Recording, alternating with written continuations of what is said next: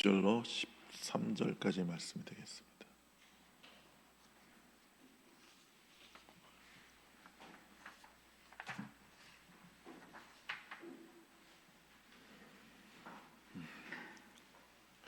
고린도전서 4장 6절서부터 13절의 말씀 다 같이 읽겠습니다.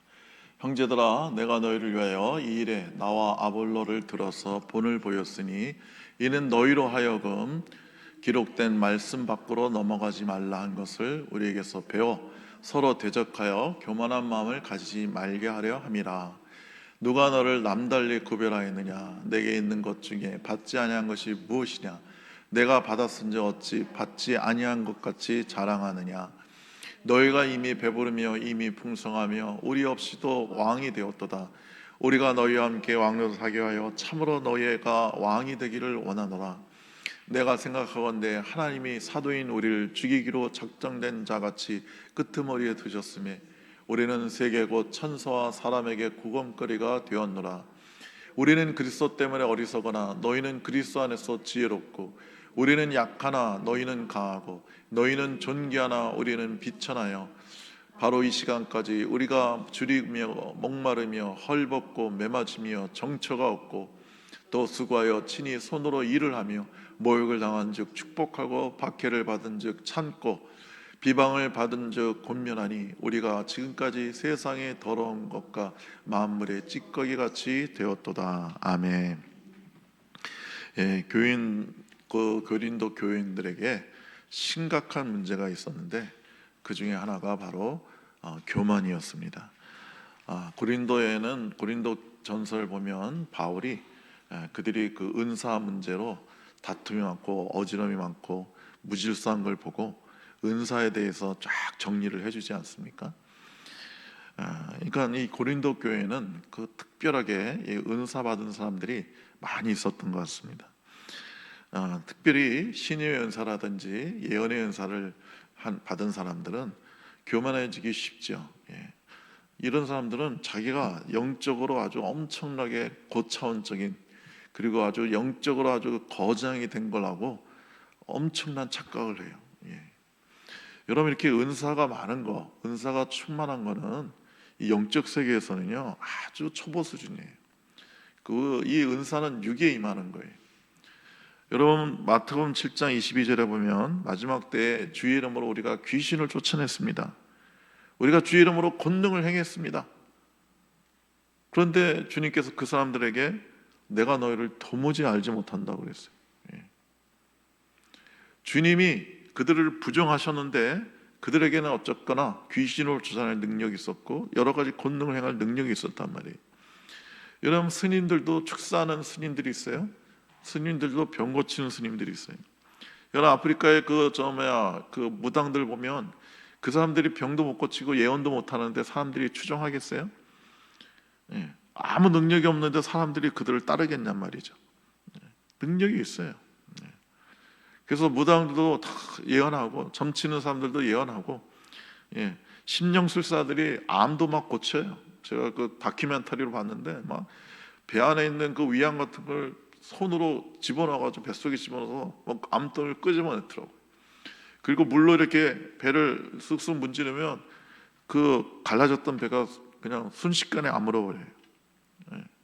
그게 뭐 쇼가 아니에요. 그 방송사에서 그 다큐멘터리로 찍은 거니까.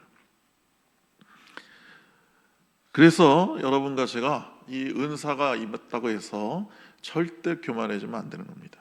교만해지면요 그 다음엔 거짓의 영이 오는 거예요.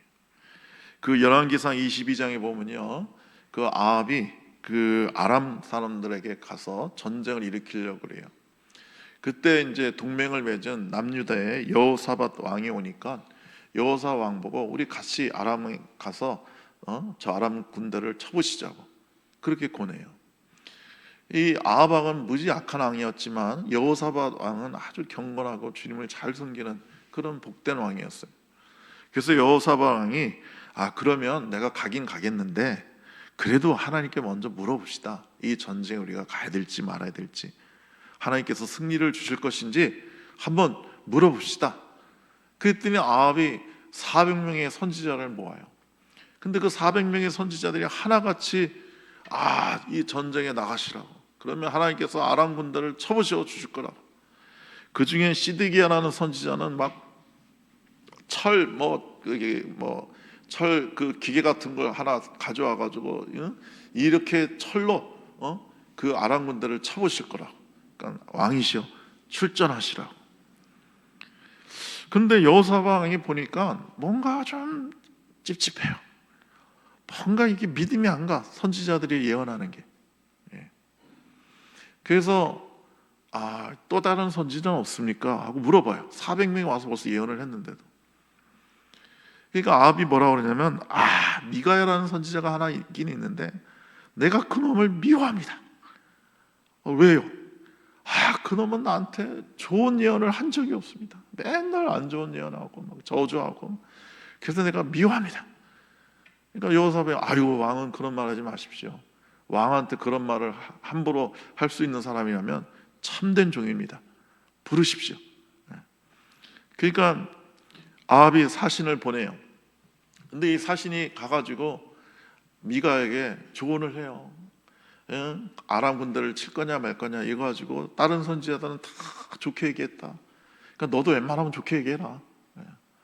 안 그러면 또 사달이 난다. 그래서 미가야가 이제 갑니다. 그랬더니 아합이 아람 군대를 우리가 치러 나갈까 말까 너는 말해봐라. 그랬더니 미가야가 대충 얘기해요. 나가십시오. 알아서 하십시오. 승리할 겁니다. 그러니까 아합이 제대로 얘기해라. 그러니까 미가야가 내가 환상을 봤는데 하늘 보좌에서 하나님이 누가 아합을 깨가지고 저를 죽게 할꼬 하니까 웬 한 거짓 영이 나타나서 제가 선지자들에게 거짓 예언을 주겠습니다. 그래서 그들이 나가면 승리할 것이라는 그런 예언을 하게 해서 아합을 깨어서 전쟁터에서 죽게 하겠습니다. 그러니까 하나님이 그렇게 하라고 하셨다는 거예요. 그러니까 그 얘기를 듣고 있던 그 시드기야 거짓 선지자가 미가의 뺨따귀를 탁 때리면서, 다 성경에 나오는 겁니다. 제가 조금 재밌게 얘기하는 것뿐이에요. 이런 얘기하면 목사님이 지금 꾸며나는 얘기인가 막 이런 생각하는 분들이 있어요. 열왕기상 22장에 나오는 얘기를 제가 재밌게 풀어서 얘기하는 겁니다.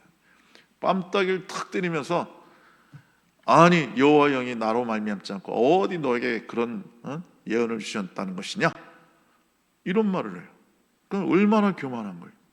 그러니까 나에게만 참된 영이 임하고 나에게만 참된 예언이 임한다는 이 말이에요. 너한테 그런 예언을 줬을 리가 없다는 거예요. 이런 교만이 어디 있어요? 여러분, 이단의 가장 큰 특징 중 하나가요, 자기네들만 구원이 있다는 거예요. 그리고 자기네 교회 외에 다른 교회는 다 구원이 없다는 거예요. 이런 말하는 사람들은 다 이단이에요. 선교단체도 그런 선교단체 있어요. 우리 선교단체 외에 다른 데 구원이 있겠느냐, 일반 교회에 구원이 있겠느냐. 그런 선교단체는 다 이단되는 거예요. 여러분, 시드기야가 이렇게 교만했기 때문에 그에게 거짓 영이 임한 거예요. 여러분, 사람이 교만해지면요, 그에게 거짓 영이 임해서 혼미의 영이 임하는 거예요. 혼미의 영이.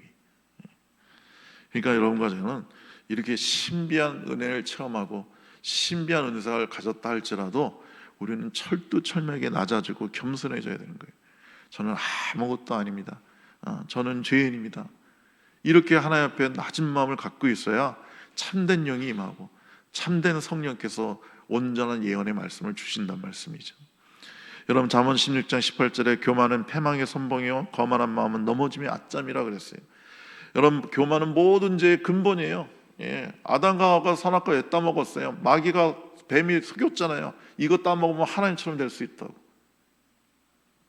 여러분, 마귀도 왜, 루시퍼가, 그 천사장이 왜 타락을 했어요? 자기 보좌를 저 북극성 지극히 높은 곳에 올려서 지극히 높은 자와 겨뤄보겠다는 거예요. 겨뤄보겠다는 거예요. 그러니까 그 천사장 루시퍼도 교만해서 하나님과 대적을 해서 하나님처럼 되려고 해서 그런 타락을 해서 사탄이 된 거예요. 여러분 그래서 마귀가 제일 좋아하는 사람이 교만한 사람이에요. 교만한 사람은 아주 좋아하고 마음대로 자기가 조종을 해요. 반대로 마귀가 제일 무서워하는 사람은 겸손한 사람이에요. 겸손한 사람한테 마귀가 어떻게 할 수가 없어요. 예. 여러분 복음은요, 겸손한 사람이 받아들일 수 있는 거예요. 지극히 높으신 하나님의 아들이 죽기까지 낮아지신 그 십자가는 겸손한 사람만이 받아들일 수가 있어요. 당신은 죄인입니다. 당신을 위해서 우리 예수님께서 십자가에 죽으셨습니다. 이 말을 들을 때, 저는 죄인입니다. 제가 얼마나 죄가 많은지 제가 잘 압니다.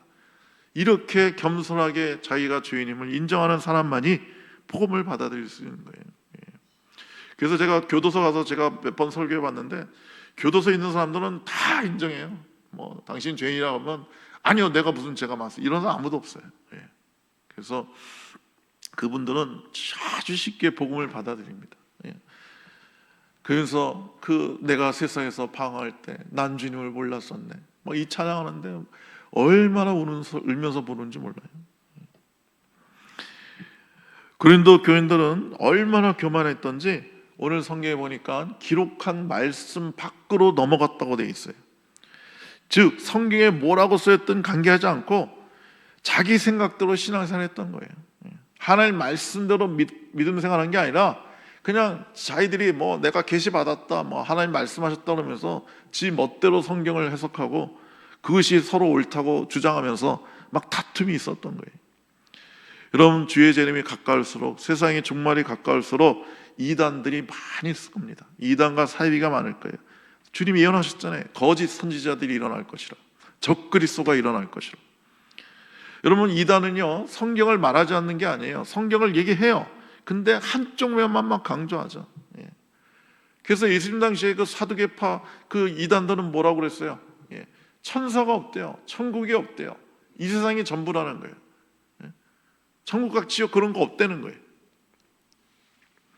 여러분 이단이 헤레시라고 하는데, 이단의 그 헤레시란 뜻은 분파라는 뜻이에요. 분파, 가지. 그러니까 이 정통교회에서 떼어져 나와서 그 정통교회의 일부를 흉내내는 거예요. 구원파 박옥스 목사 같은 경우, 그 사람은 성화를 무시하잖아요. 한 번 회개하면 다시 하면 안 되고, 죄인이라고 하면 안 되고, 구원받은 정확한 날짜와 시간도 알아야 된다고. 김기동 그 베레와 귀신론의 그 이단 그 양반은 말도 안 되는 소리 막 하잖아요.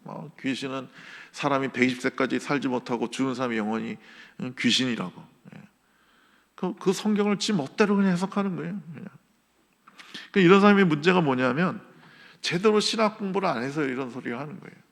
여러분 사람들이 하는 말, 이런 말들은요, 이단들이나 사입이나 이상한 말하는 사람들은요, 기독교 2000년 역사 속에서 늘 있어 왔어요. 그래서 조직신학이나 교회사를 공부하면요, 지금 하는 그 모든 그 이상한 소리들이 2000년 내내 해왔던 얘기예요. 2000년 내내. 지금도 행위로 구원받아야 된다고 하는 사람이 있잖아요. 지금도.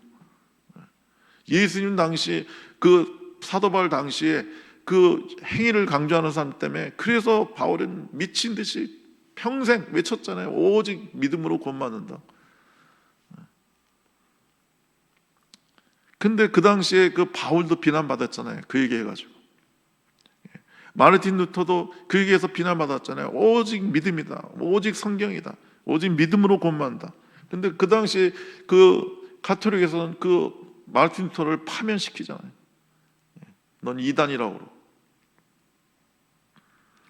여러분 그래서 우리가 성경을 잘 배워야 됩니다. 예수를 10년 믿으면서도 성경 일독 한 번 안 하고, 제대로 성경 공부하지 않아서 성령이 뭔지, 성경이 뭔지, 기독론이 뭔지, 종말이 뭔지 모르면요, 그 이단들이 말하는 그 가문이설에 귀가 솔깃해서 그냥 따라가는 거예요. 그 신천지 같은 경우 그렇게 성경 공부를 시킨대잖아요. 그러니까 그들이 말하는 얘기, 성경을 잘 모르면 그들이 말하는 말이 진짜같이 들려서 거의 따라가는 거예요. 여러분 우리는 성경을 배워야 됩니다. 정통교회에서 제대로 배워야 됩니다. 여러분 오늘 그 동성연애 안 된다고 그러면 왜 안 되냐고 그래요. 예.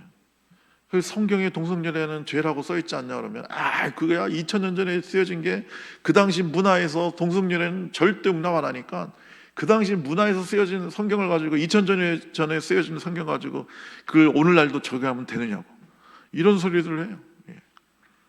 물론 성경에는 컨텍스트 그 당시 상황이 있어요. 뭐 구약에서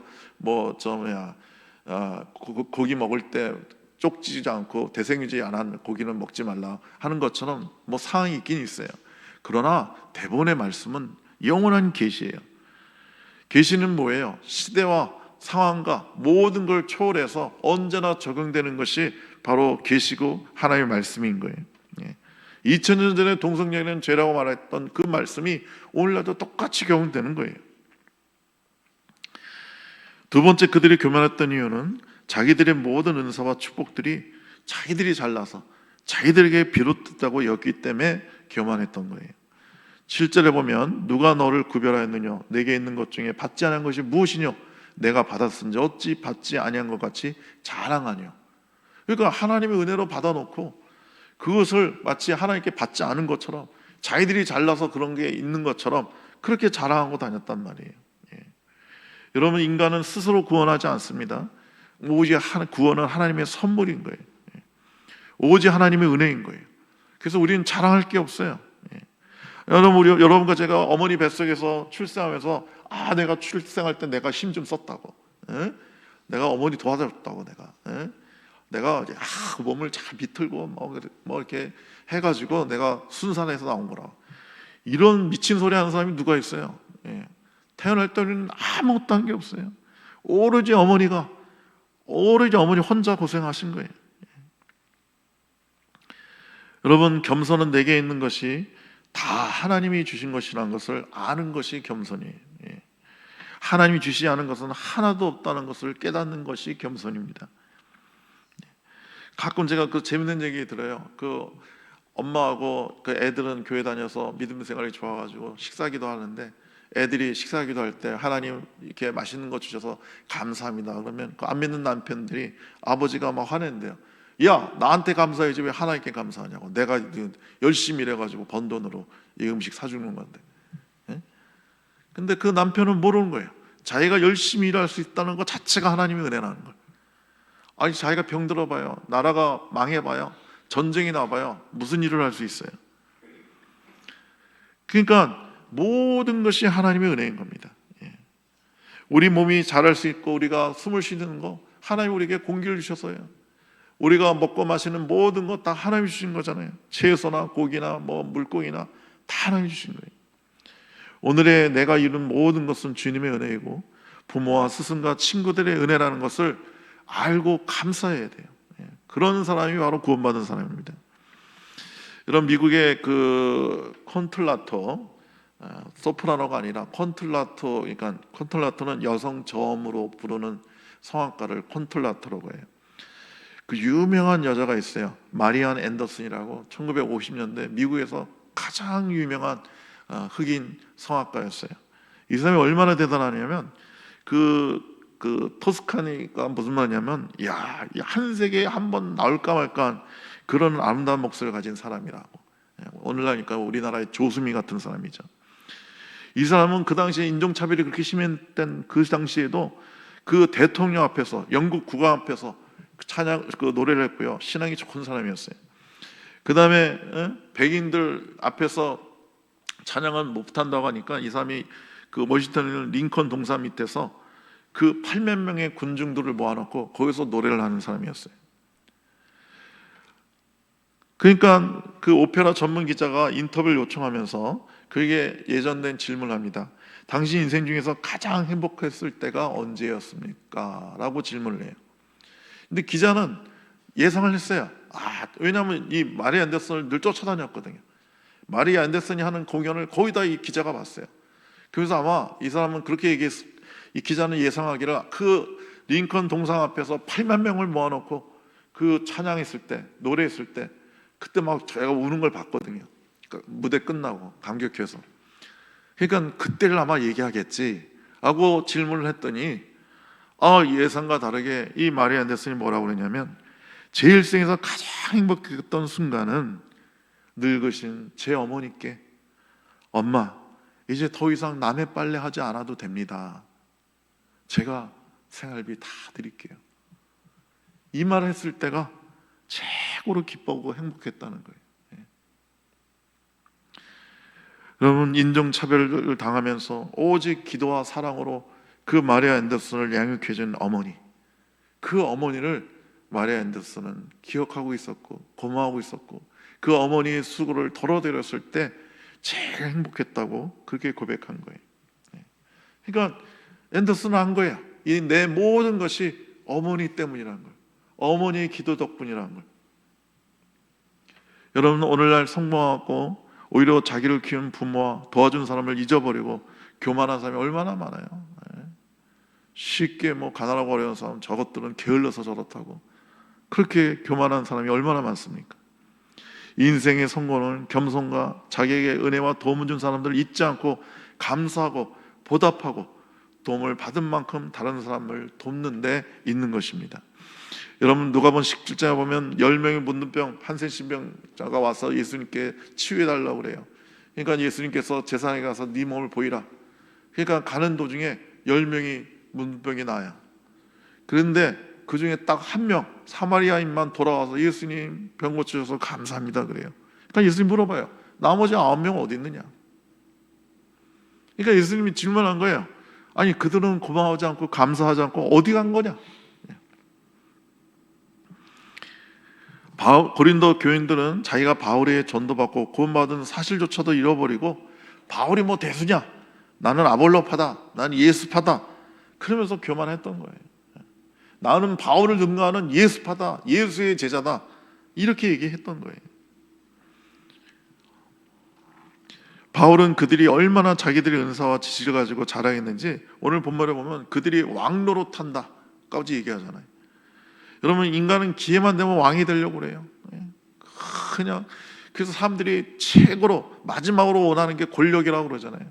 그래서 어떤 높은 자리에 가가지고 자기 마음대로 사람들을 다스리고 자기 멋대로 세상을 다스리려고 한단 말이죠.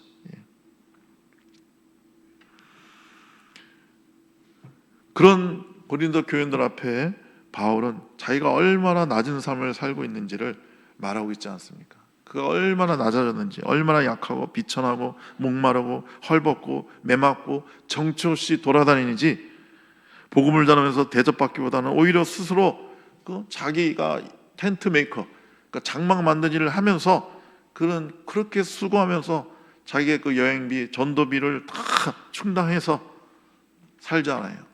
비방을 당해도 위로하고, 아무리 욕을 먹어도 그를 축복하고.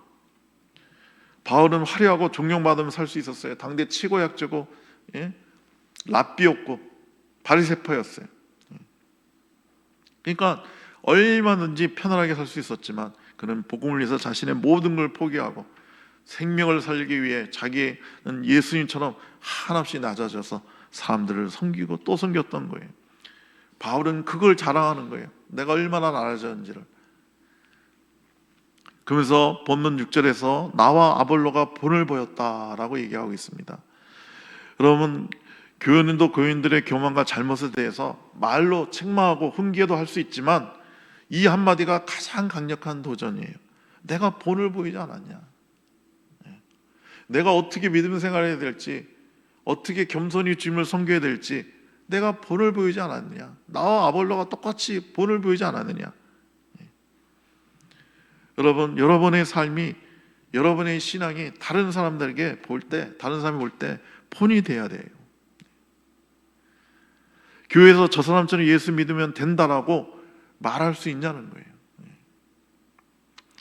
여러분, 가정에서 진정한 교육은 말이 아니에요. 애들 보고 뭐 공부해라, 뭐해라, 이런 거 말로 하면요 씨알도 안 맥혀요.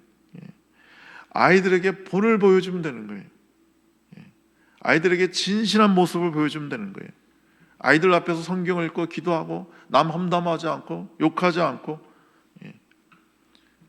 그럼 실제로 제가 들은 얘기인데, 그 교인들이 어느 집에 모여가지고 모이면 맨날 교회 누구 욕하고 목사님 비방하고, 그러니까 그 집 애가 그걸 어렸을 때부터 들었어요. 예. 중학교, 고등학교 거치면서 그냥 모이면 맨날 누구 비방하고 욕하고 막 그냥 씻고 막 이런 걸 보면서 아이가 마음속에 뭘 느꼈겠어요? 신앙이란 다 거짓되는 거구나. 예. 뭐 교회 가서는 사랑한다고 그러고 섬겨야 된다 그러지만 저렇게 욕하고 미워하고 이간질하고, 야 정말 위선적인구나. 그래서 이 아이가 대학 가면서 교회를 안 나와요. 어머니가 아무리 교회 나오라 해도 들은 척도 안 해요. 여러분, 공부도요, 부모가 공부해야 아이들도 공부하는 거예요. 그 미국 속담에 이런 말이 있어요. 3대가, 그러니까 증절아버지, 할아버지, 아버지 3대가 서재에서 뒹굴어야 학자가 나온다는 말이 있어요. 이게 무슨 말이에요? 3대가 책 읽는 모습을 아이한테 보여줘야 아이가 책을 읽고 그 아이가 위대한 학자가 된다는 얘기예요. 네. 그래서 제가 아는 그 귀한 분은 그 남편 없이 혼자 아들 둘을 키웠는데 자기는 한 번도 공부하라고 책 보라고 한 적이 없대요. 그래서 낮에 일하고 저녁에 늦게 들어와가지고 그 집안일하고 막 피곤한데도 그냥 서재에 앉아서 거실에 앉아서 책을 읽었대요. 그러면 애들이 놀다가 와가지고 동화책, 그림책 같은 거 끄집어내서 엄마 옆에서 같이 책을 읽었대요. 그러니까 이분은 정말 지혜로운 거예요. 아이들 보고 책 보러 가는 게 아니라 그냥 자기가 책을 본 거예요. 여러분과 제가 우리 삶으로 복음을 전해야 됩니다. 우리도 사람들에게 내가 본을 보이지 않았습니까? 내가 어떻게 살았습니까? 어떻게 신앙생활하는지 보지 않았습니까? 이렇게 말할 수 있을 정도로 우리는 거룩하고 경건하게 살아야 됩니다. 그래서 여러분과 제가 이 시간 기도해야 됩니다. 하나님 내게 정결한 마음을 달라고, 정결한 심령을 달라고, 깨끗한 심령을 달라고, 그리고 더욱 주님을 사랑하고 섬기고 사람들을 낮고 낮아져서, 아무리 큰 은혜를 받고 은사를 받아도 낮고 낮아져서 섬기는 사람이 되게 달라고 기도해야 될 줄로 믿습니다. 기도하겠습니다. 좋으신 우리 하나님 아버지, 우리가 어떠한 은사를 받든지 간에 어떠한 큰 은혜를 받고 환상을 보고 축복을 받았다 할지라도 결코 교만해지지 않게 하시고 다투지 않게 하시고 낮아지고 또 낮아져서 주님을 더욱 섬기고 어리고 약한 자들을 섬기는 하나님의 사람들 될 수 있도록 은혜 베풀어 주시옵소서. 예수님의 이름으로 기도드리옵나이다. 아멘. 우리 아까 불렀던